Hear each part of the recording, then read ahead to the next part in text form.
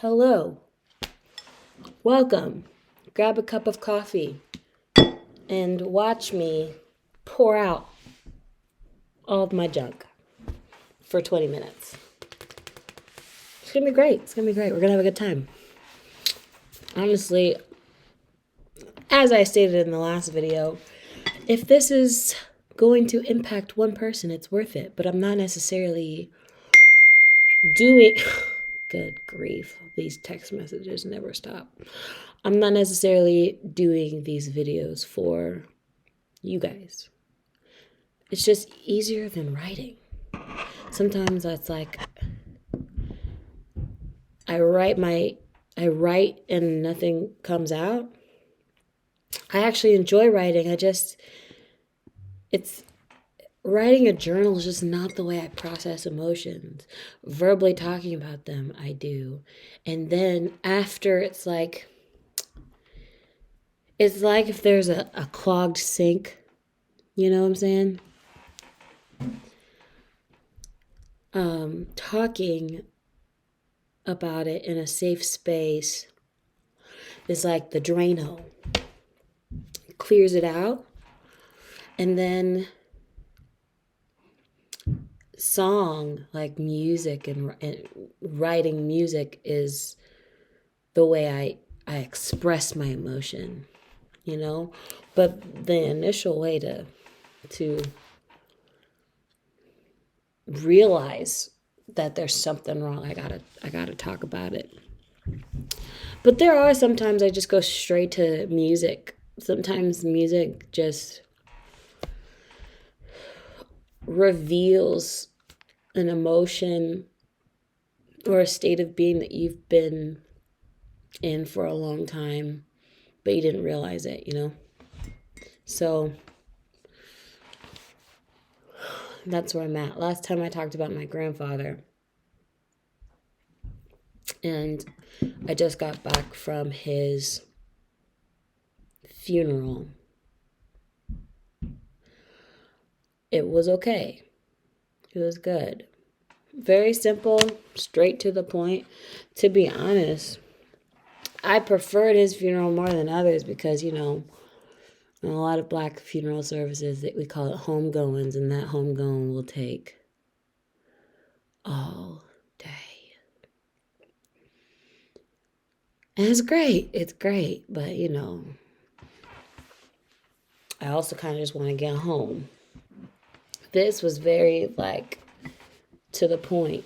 We had a viewing of his body, which looked horrible, by the way.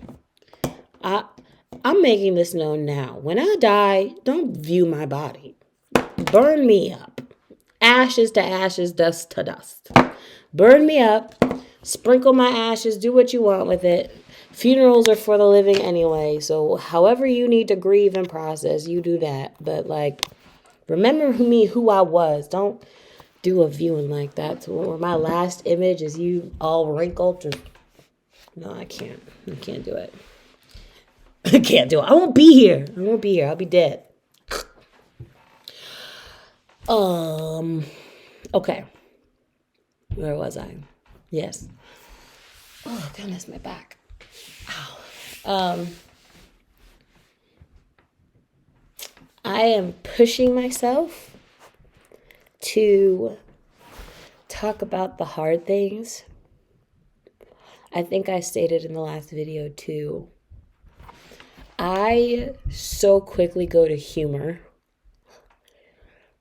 to escape feeling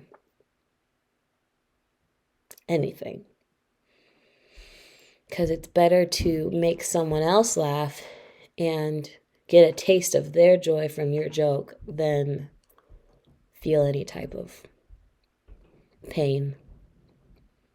So, yeah. I think doing these videos and forcing myself to rewatch them sometimes, I'm gonna catch myself. I'm gonna catch myself from trying to be funny because I'm not trying to entertain you guys.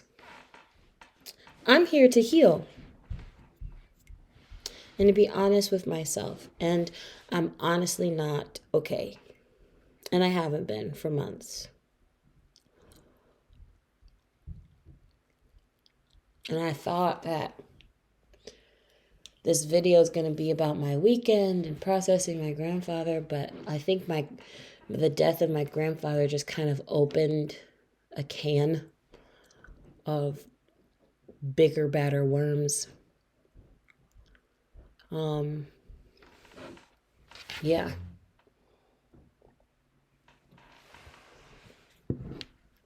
Because where I'm at, honestly, is that I feel stuck. I'm 29 and I've had thoughts of suicide because I just don't know what's next. I don't know about my career. I love what I do, but it's so unusual to your basic 9 to 5. I'm not going to get into it on this video. You just got to trust me.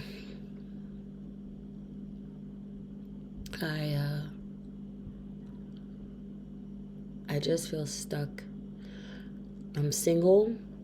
I've never had a real relationship. Or a real healthy one, I should say. I try.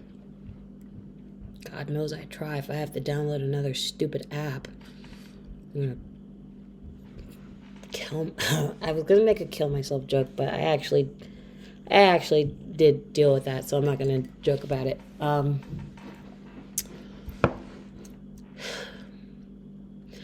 I just thought I'd be so much further along by now. I know many people say that, but and it's crazy. It's like I could tell someone else, "Hey, no, go at your own pace. You're fine. You're doing well. Whatever."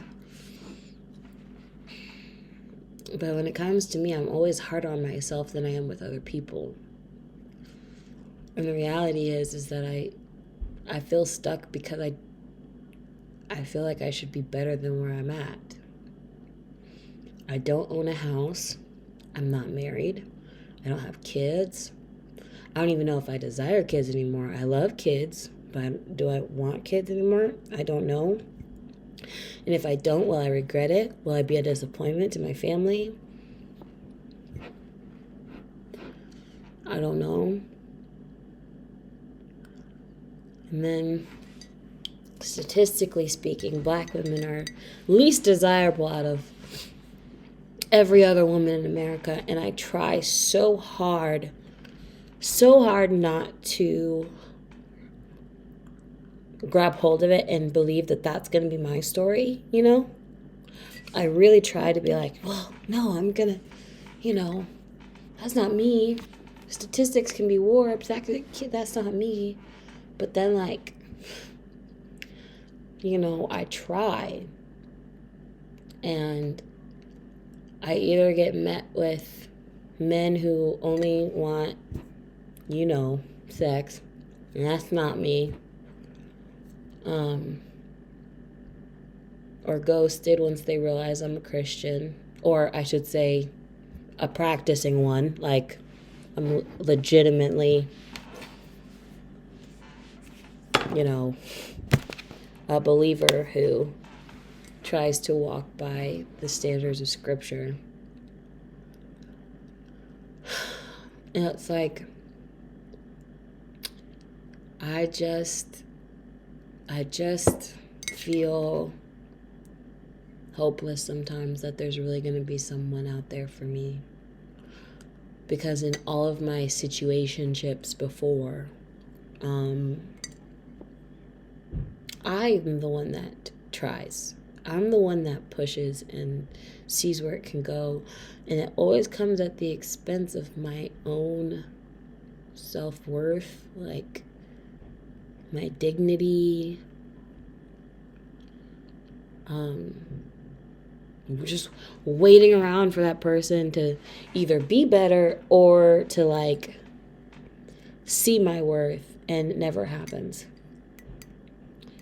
And so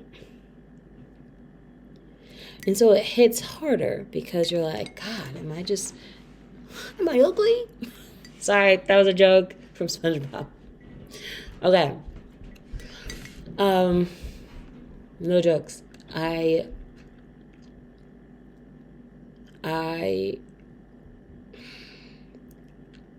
What's crazy is like I look at myself in the mirror and I honestly don't think I'm ugly. Like I look at myself right now, I know I'm not ugly. I actually think I'm very good looking. And I'm really not just saying that for the camera. Like I really do think I look good. But I often think because I am built thick, I'm built like my daddy now. And he was a football player. So that's what I was given. I was given a lot of this and no buttocks here. So, but hey, isn't it supposed to be about, attraction is important, but what's on the inside? I think I'm a catch. I'm hilarious. I'm all of these things, but like there's like a disconnect. I think I'm this way, but I don't understand why guys don't see what I see, I guess. Why they aren't interested. And the guys that are interested are the ones I was talking to you about. Like, they're just not great human beings. They're not interested in who I am. They're interested in what I could do if I was that kind of person, but I'm not. And so, but it really messes with you when you're 29 and you've never been kissed. And no one's gonna believe me. That's what's crazy, is that no one believes me whenever I say it. And I don't go around sharing about that all the time because they're like, the ones I talk to, they're like, oh, how do you have these situationships then? Well, because we really do like each other. And, we go on dates it's very complicated with each one. Very complicated. But nothing has ever happened. And honestly, thank God in some regard. But then there's other, like, I'm not necessarily saving my first kiss for marriage. You know what I'm saying? So, kudos, props to you. If you are or if you did. But that, I do have boundaries, of course, like I've mentioned before. I have my boundary lines, and they will not be crossed. They just won't. But in that aspect, I did not think I was going to talk about this. God, I don't even know if I'm going to upload this. But the whole point that I'm getting at is I don't see why I'm this detestable to men. That's what it feels like. Like, not even a kiss, really. Is that's where we're at? I think I'm great. Why don't they think I'm that great? And so it hits at everything else. Past trauma, wounds from what my parents said about me and my weight. My dad was the worst in this area. My mom was bad too. She was really bad. My dad's sister died of morbid obesity. She was, I think, 800 pounds when she died. And she died at the age of 36. And when I was like 7 years old, 8 years old, and she was still alive, he would be like, "You don't want to be like Auntie Marsha, do you? You don't want to be like Auntie Marsha, do you? You're gonna head that way if you don't clean up your eating habits." Looking back, I'm 7. I'm 7 and 8 years old. Whose responsibility is it to take care of my diet? I can't control what's in the house. You do.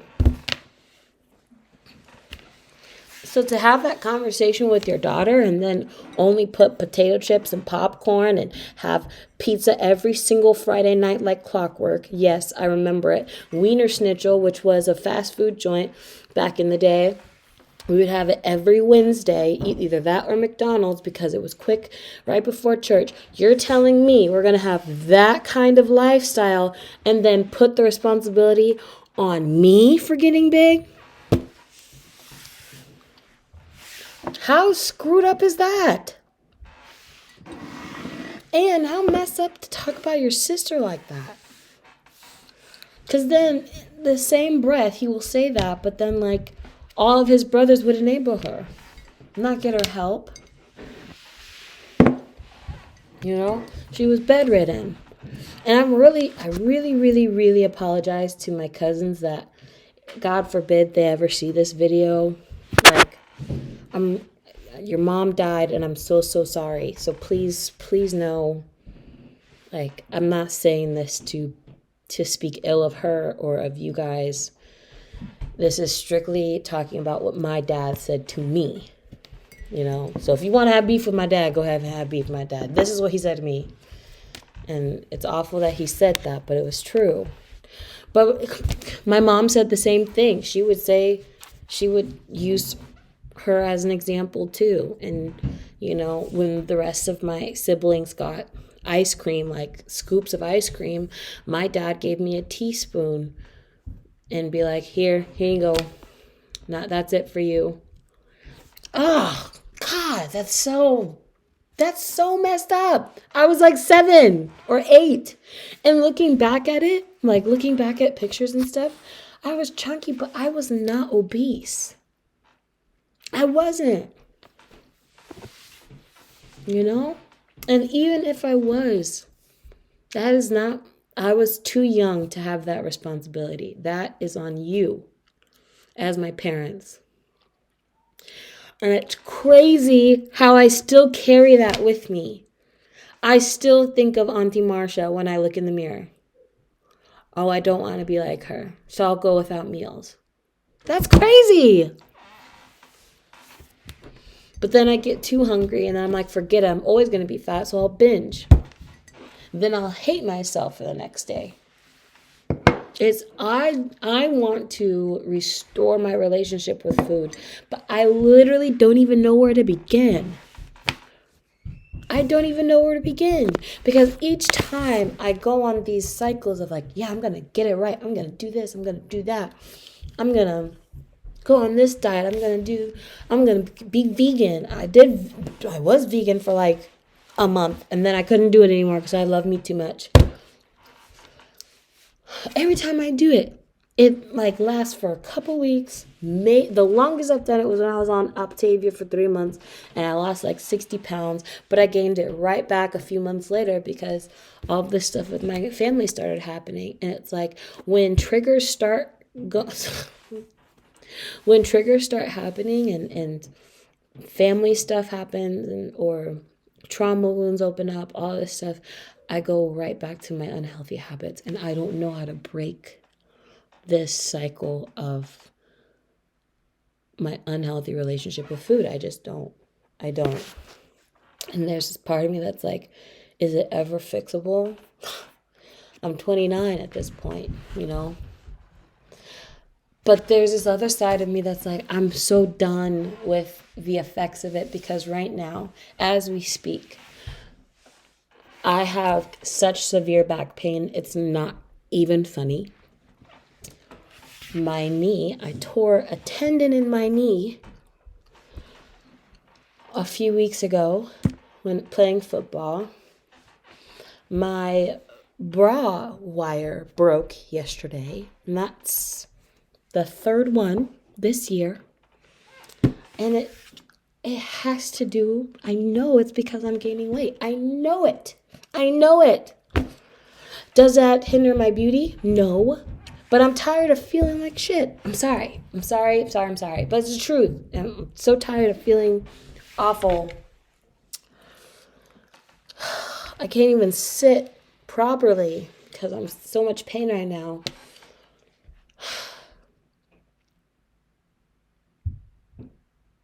I don't know where to begin.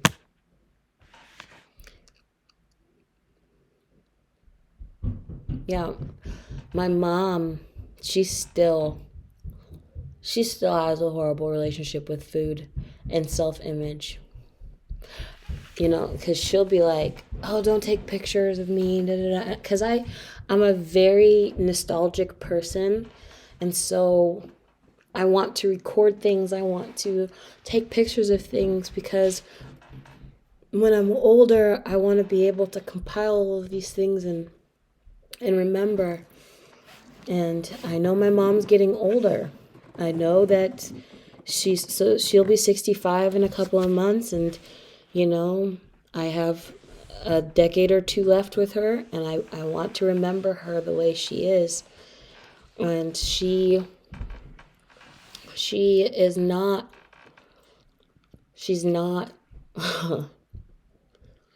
wanting to take a bunch of pictures because she hates the way she looks.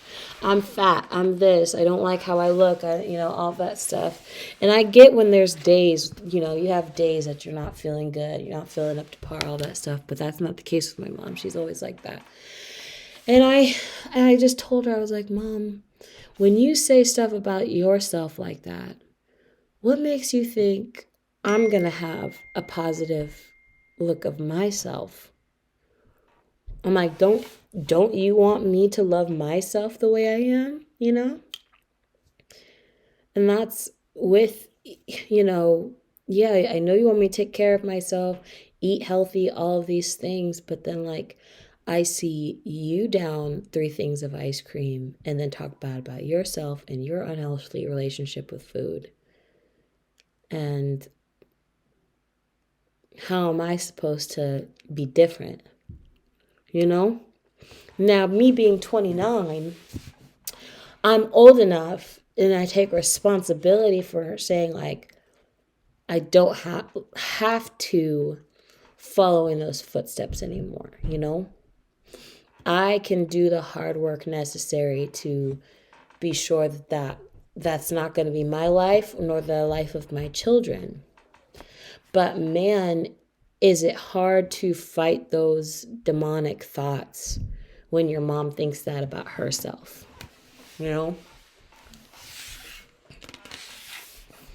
It's not helpful in the slightest. So, I don't know. I guess that's my post for today. We'll see what tomorrow brings. I'm going to try and do this every day. As it's good. It's good and it gets out. It's unclogging the pipe. I saw this thing on Netflix, Stutz, I think it is called, with Jonah Hill. Stutz. It's a documentary about his his therapist, where he wants to provide tools of therapy and healing for those that can't access it. And I really think I'm going to try the methods. I'm going to rewatch it and take some notes because I really enjoyed some of the things that they were talking about. And this is one of them, talking through traumatic moments, writing it down, writing whatever comes to your mind or to your heart, gratitude. I'll talk more about it in a different video, I guess, but because I'm in too much pain to keep going. I'm excited. I'm very, very terrified of this journey at the same time. But I need help. I'm not in a good place. I'm not a good friend. I'm not a good friend to people who need me. I don't check in. I don't respond. And I don't like who I am right now. I don't. It's hard to admit. So we're going to keep doing these and using the tools given in the Stutz video until I like myself and love myself the way I should love myself again. So here's to the journey. All right. Peace out.